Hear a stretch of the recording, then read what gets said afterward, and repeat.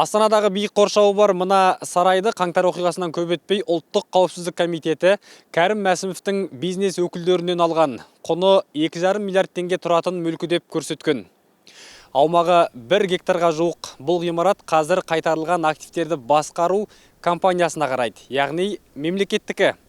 Тергеу Мәсімовтікі деген 17 миллион доллар қаражатты да осы үйден таптық деген. 2022 жылы наурызда шыққан тергеу туралы мәлімдемеде Мәсімовтің қаңтарға қатысынан көрі жемқорлық туралы сөз көп. Мысалы, шетелдік әлдебір мемлекет өкілдерінен, қазақстандық бизнесмендерден пара, қымбат сыйлық алғаны айтылып, одан тәркіленген құнды заттар, мүліктер тізімі көрсетілген.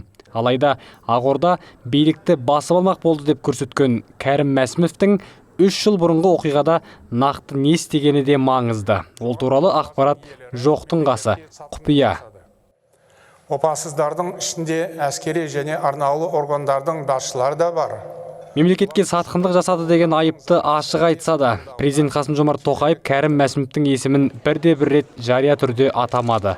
Ал қаңтарға 1 жыл толғанда мәжіліске келген бас прокурор Мәсімовті қаңтардың басты ұйымдастырушысы ретінде сипаттады. Тергеу мәліметіне сәйкес 5 қаңтарда Ұлттық қауіпсіздік комитеті төрағасы орынбасары Әнуар Садықұловтың ғимараттарды тастап кетуге даяр болу туралы жазбаша нұсқау түскен. Кәрім Мәсімовтің нұсқауымен Алматының және Қызылорда облысының Ұлттық қауіпсіздік комитеті департаменті ғимараттарын тастап кетті. Алайда бас прокурордың бұл сөзін арада 5 ай өткенде Ұлттық қауіпсіздік комитетінің төраға орынбасары жоққа шығара сөйледі. Ол керісінше Мәсімовтің айыбы бұйрық бермеуі, шешім қабылдамауы деді. Бұйрық болмады, ол жай ғана шешім қабылдаған жоқ. Бұл жағдайға пікір айта алмаймын. Қалай айтсам екен? Бірінші басшы қабылдауға тиіс шешімді қабылдаған жоқ. Бары осы. Ол сол себепті қылмыстық жауапқа тартылып жатыр. Мәсімовті қолдау үшін ашылған karimmasimov.com сайты ол президенттің ескертусіз оқ ату бұйрығын орындамаған үшін ұсталған деп жазды. Осы қайшылықтар туралы Ұлттық қауіпсіздік комитетіне хат жолдадық. Орган кері хат жібергенімен сұрағымызға жауап бермеді. Тергеу барысында белгілі болғандай, Мәсімов Ұлттық қауіпсіздік комитетінің басшысы ретінде түрлі күмәнді шетелдік тұлғалармен және құрылымдармен байланыста болған. Кейбір болжамдарға және кейбір деректерге сәйкес, ол шетелдік арнаулы қызметтердің агенті болған. 3 күн бұрын мемлекеттік телеарна Кәрім Мәсімов шетелдің агенті болған деп бұрын соңды айтылмаған деректі атады.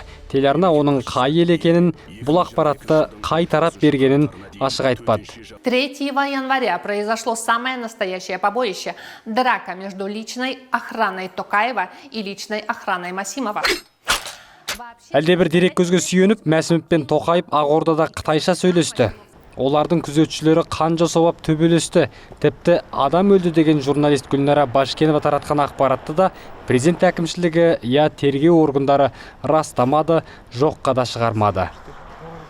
Ұлттық қауіпсіздік комитетінің екс төрағасы мен оның бірнеше орынбасарының ісін тергеу мен сот аса құпия түрде өтті. Мәсімов 2023 жылы сәуірде мемлекетке опасыздық жасады. Билікті басып алуға оқталып, өкілетін асыра пайдаланды деген айыппен 18 жылға сотталды. Ал былтыр 2024 жылы жазда оның 2 орынбасары Әнуар Садықұлов пен Дәулет Ерғожин үшеуінің жазаны өтеу тәртібі жұмсартылды. Бірақ Мәсімовтің өзі әлі де Астанада. Ұлттық қауіпсіздік комитетінің азаттыққа айтуынша экс төраға тергеу изоляторында отыр. Оған себеп Мәсімов жемқорлық айыбымен қосылған 2 қылмыстық іс бойынша тергеліп жатыр. Комитет 3 жыл бойы тергеліп жатқан бұл істер қашан сотқа түсетіні туралы сұраққа да жауап қатпады. Думаю, что народ Казахстана Былтыр жазда Мәсімов Тоқаевқа өтініш жазып кешірім жасауды сұраған, бірақ президент кешірім бермеген. Заң бойынша кешірім сұрау үшін айыпты мойындау шарт емес. Сондықтан саясаткер тағылған айыпты түгел мойындай ма, оны да нақты айту қиын. Ал екс төрағаны қаңтардың негізгі ұйымдастырушысы дегенге халық сенді ме, сене ме? Жоқ, сенген жоқ мысалы. Сенбеуіңізге не себеп? Білмеймін, бәрі пацанов сияқты көрінді ғой. Сенімге келетін болсақ, дәл сол кісі ұйымдастырды дегенге мен өз басым сенбеймін. Осы оқиғаның негізгі ұйымдастырушысы деп Кәрім Мәсімовтің есімін атайды билік. Сенесіз бе? Оған енді жалғыз ол кісі ғана емес шығар, енді көптеген бұрынғы ескі Қазақстанның азаматтары бірге шығар, бірге жұмыс істеген азаматтар. Солармен бірге деп ойлаймын. бас кінәлі дегенде сол адамға жапты ғой. Мен де нақтылы енді ол жайында бір арт жағы құпия сияқты. Мне кажется, ол коллективно болған. А Масимов ол просто козел отпущения болды. Солай деп ойлаймын.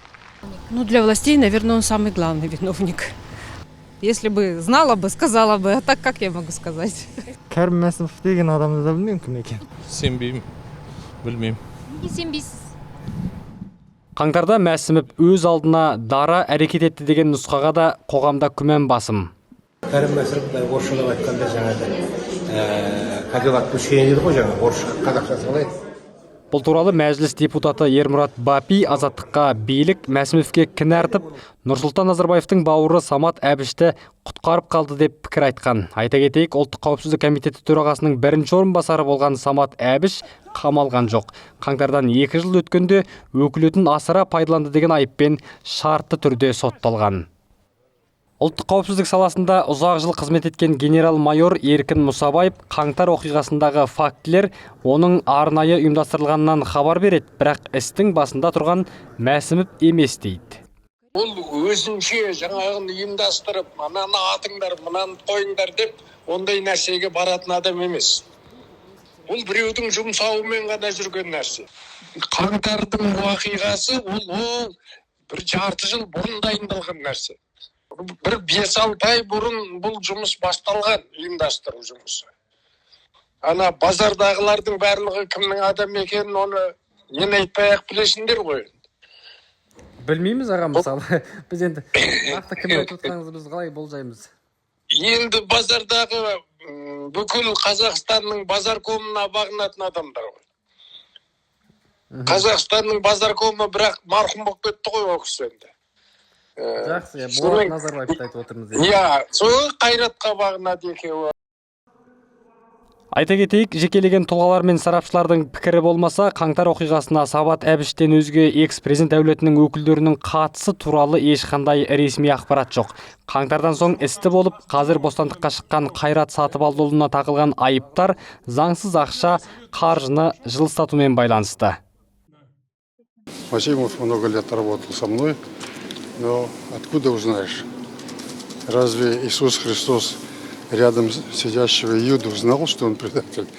Қазақстанда ресми тергеуге толық иек артып, Кәрім Мәсімовтің отанға опасыздық жасағанына сенетін адамның бірі елдің бұрынғы президенті Нұрсұлтан Назарбаев.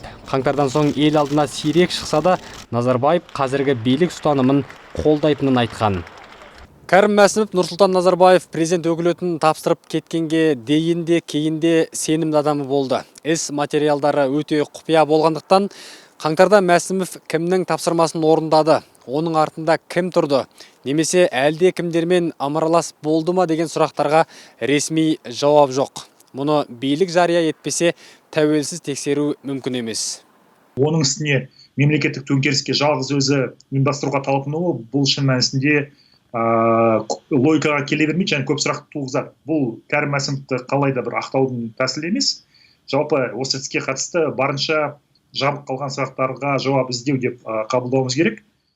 Саясаттанушы Шалқар Нұрсейіт сот үкімі шыққан кезде Мәсімовті жауап ету арқылы билік қаңтарға қатысты көп сұрақты жауапсыз қалдыруға бекінді деп бағалаған. Алайда Ақорда кемі 238 адам қаза тапқан оқиға ашық тергелді, қылмыскерлер жазасын алды деп санайды. Манас Қайыртайұлы, Тимур Айтмұхамбетов, Азаттық.